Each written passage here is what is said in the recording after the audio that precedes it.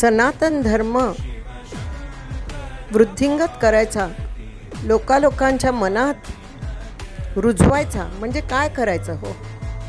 म्हणजे सनातन धर्माची जी मूल्ये आहेत ती जपायची.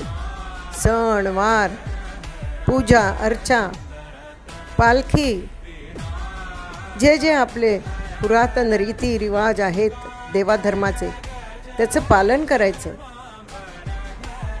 आता केलं तरच ना पुढची पिढी शिकेल आणि त्याच्या पुढच्या पिढीला हँडओव्हर करेल.